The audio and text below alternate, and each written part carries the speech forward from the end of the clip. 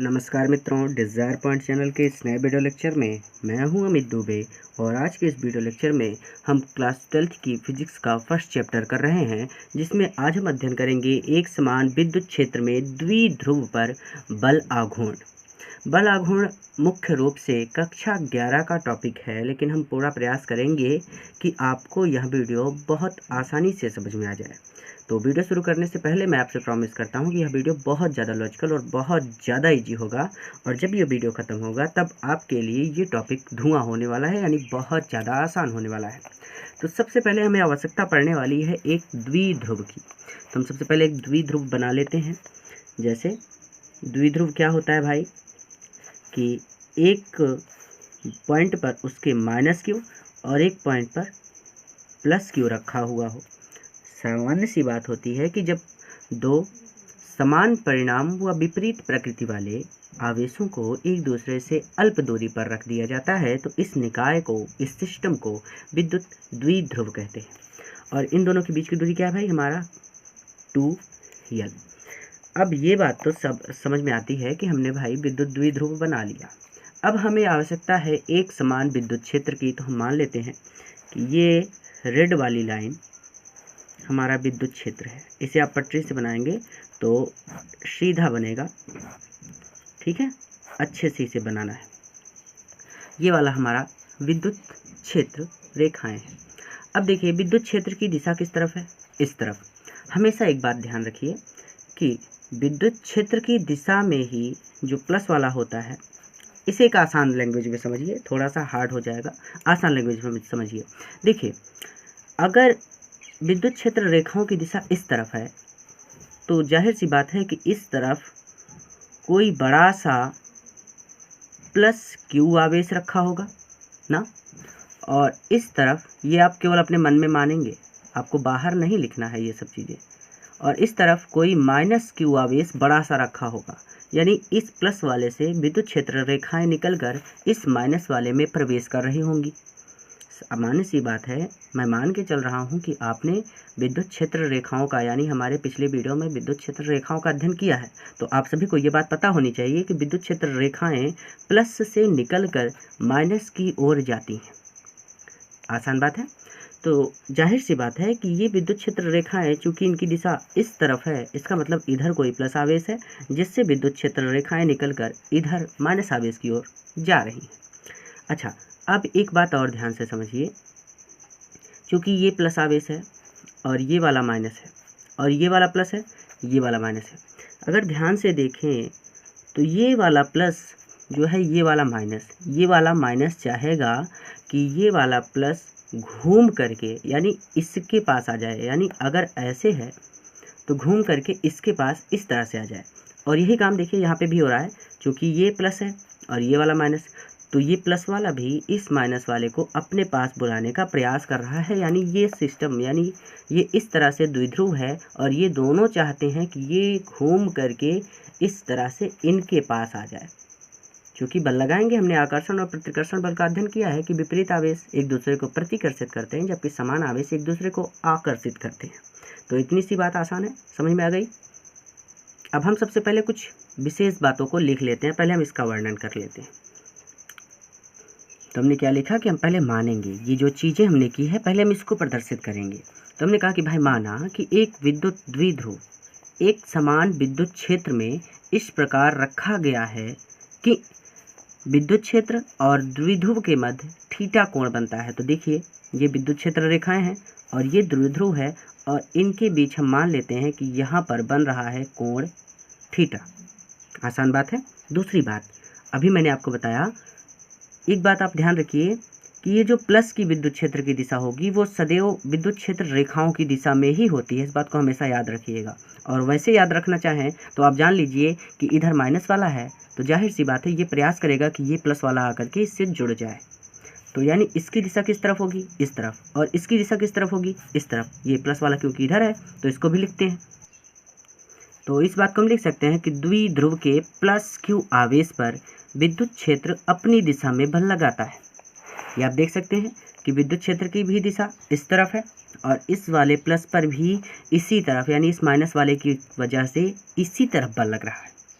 ठीक है, तो इस बात को हम लिख सकते हैं भाई, क्या लिख सकते हैं कि द्विध्रुव के प्लस आवेश पर विद्युत क्षेत्र अपनी दिशा में बल लगाता है।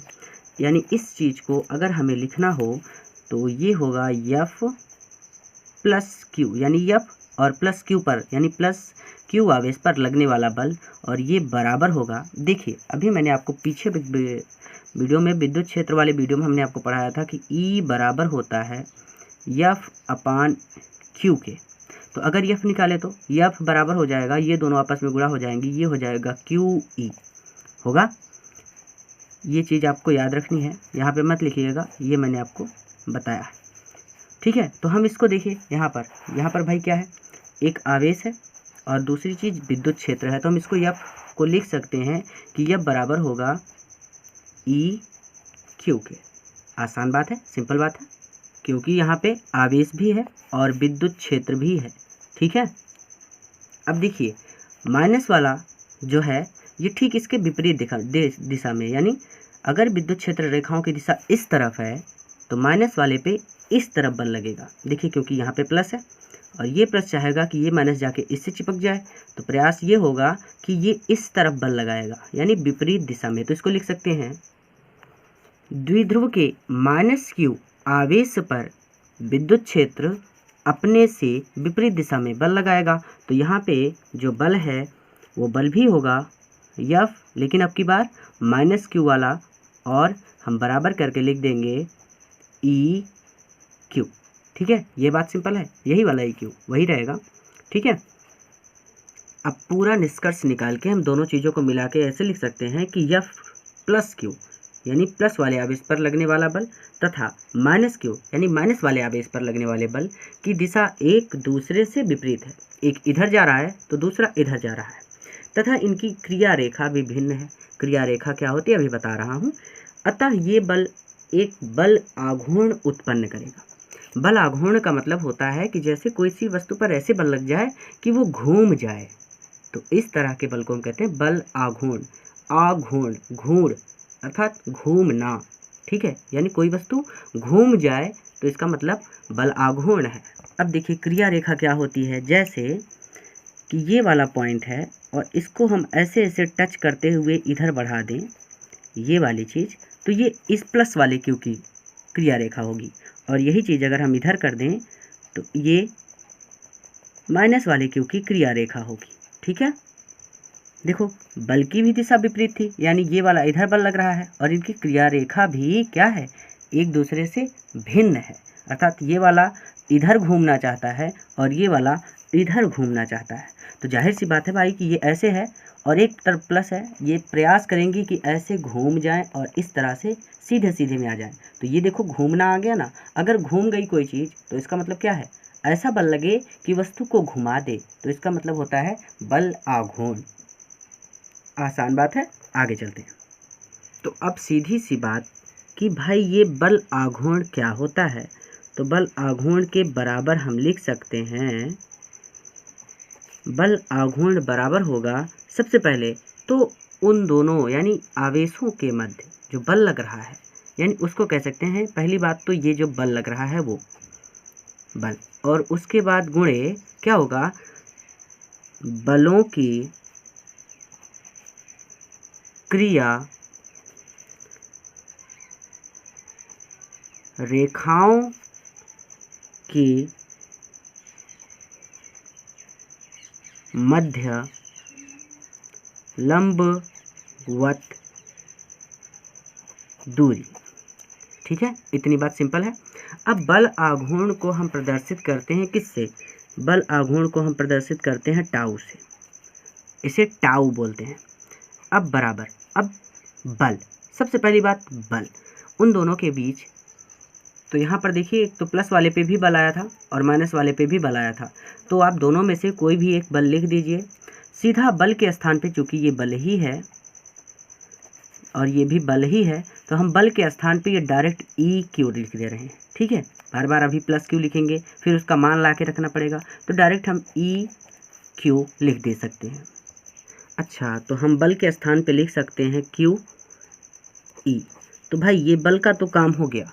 अब गुणा बलों की क्रिया रेखाओं के मध्य लंबवत दूरी, तो इसके लिए समझिए, देखिए ये क्रिया रेखाएं हैं ना दोनों आवेशों के बीच की। तो भाई इसको अगर हम लंबवत दूरी हमें चाहिए कि इसके और इसके क्रिया रेखा के बीच जो लंबवत दूरी है वो क्या होगी। तो लंबवत दूरी के लिए हम क्या करेंगे कि एक लंब खींच देंगे। क्या करेंगे? सॉरी, ये चित्र थोड़ा सा गड़बड़ है, दूसरा बना लेते हैं। हाँ, तो इस चित्र में समझते हैं कि ये विद्युत क्षेत्र की दिशा, ये आवेश, ये दूसरा आवेश। अब हमें इन दोनों क्रिया रेखाओं के बीच की लंबवत दूरी चाहिए। तो ये तो कुछ इस तरह से रखा है, लंबवत नहीं है। हम क्या करेंगे कि इस पर एक लंब खींच देंगे, यानी इस तरह से हम इसको मिला देंगे ऐसे। अब देखिए अगर ये वाला कोण थीटा है तो जाहिर सी बात है कि ये वाला कोण भी क्या होगा? थीटा होगा ना। अब देखिए यहाँ से यहाँ तक ये दूरी तो 2l है, यानी ये दूरी पूरी की पूरी 2l है। चलिए हम इसका नाम दे देते हैं, इसको नाम दे देते हैं A, B और ये हो गया C। और ये एक समकोण त्रिभुज है जिसका ये वाला कोण क्या है? 90 डिग्री, क्योंकि लंब डाला है। तो यहाँ पे अगर हम साइन थीटा का मान निकालें, किसका मान निकालें? साइन थीटा का। तो साइन थीटा बराबर होता है लंब बटा कर्ण, यानी लंब बटा कर्ण। हमें किसका मान चाहिए? इस लंब की, यानी इन दोनों के बीच की जो दूरी है उसे चाहिए हमें, यानी लंबवत दूरी चाहिए। तो साइन थीटा बराबर हम लिख सकते हैं साइन थीटा, लंब क्या है हमारा? BC, लंब तो BC हो गया। अब कर्ण क्या है? कर्ण है हमारा CA और उसका मान हमारे पास है 2l, तो मान रख देते हैं 2l। तो अब BC बराबर अगर निकालना चाहें तो हम लिख सकते हैं कि 2l, इस साइन थीटा में 2l का गुणा हो जाएगा, ये हो जाएगा 2l sine theta. I think ये बहुत सिंपल बात है। तो BC ही तो हमें चाहिए था और BC का मान हमने प्राप्त कर लिया। तो BC के मान के स्थान पे हम लिख सकते हैं 2l साइन थीटा। तो इसको लिख देते हैं, इनटू में क्या हो जाएगा? 2l साइन थीटा, जो कि बलों की क्रिया रेखाओं के मध्य लंबवत दूरी है। अब देखिए ये टाउ बराबर क्या करते हैं हम, इस 2q और l को एक साथ लिख लेते हैं। तो हम लिख सकते हैं 2ql इंटू क्या बच गया? एक तो बच गया e और बच गया साइन थीटा, लिख सकते हैं क्योंकि सब गुणा में है। अभी हमने एक चीज़ और पढ़ी है और ये चीज़ है कि P बराबर होता है 2ql, होता है ना। तो 2ql के स्थान पे हम लिख सकते हैं P, इसको लिख देते हैं क्योंकि। तो हम लिख सकते हैं कि टाउ बराबर, ये टाउ होता है टाउ, ठीक है। तो टाउ बराबर हो जाएगा PE साइन थीटा। ये तो बल आघूर्ण का मान आ गया। अगर आप इसे चाहें तो एक तरीके से और लिख सकते हैं, जो कि आपने क्लास 11th में पढ़ा था कि A सदिश इंटू B सदिश ये बराबर होता है AB साइन थीटा के। तो देखिए A के स्थान पे आपके पास P है, B के स्थान पे आपके पास E है और साइन थीटा के स्थान पे साइन थीटा ही है। तो जाहिर सी बात है कि हम इसको लिख सकते हैं P सदिश इंटू E सदिश। तो हम इसको लिख सकते हैं टाउ बराबर P सदिश इंटू E सदिश, और ये हो जाएगा आपका बल आघूर्ण। आई थिंक ये बहुत सिंपल बात है। अब कुछ बेसिक चीज़ें समझ लेते हैं। एक चीज़ और आपको पता होनी चाहिए, यहाँ पे जो थीटा है वो थीटा बराबर होगा P व E के मध्य कोण, अर्थात विद्युत क्षेत्र और विद्युत द्विध्रुव के मध्य जो कोण बन रहा है वही थीटा है, ठीक है। अब थोड़ी सी नॉर्मल बातें समझेंगे, बहुत कॉमन सी, कि अगर कुछ इस रूप में आपको विद्युत द्विध्रुव मिल जाए कि जिस दिशा में विद्युत क्षेत्र रेखाएं गमन कर रही हों उनके ठीक समांतर हो, तो आप क्या करेंगे?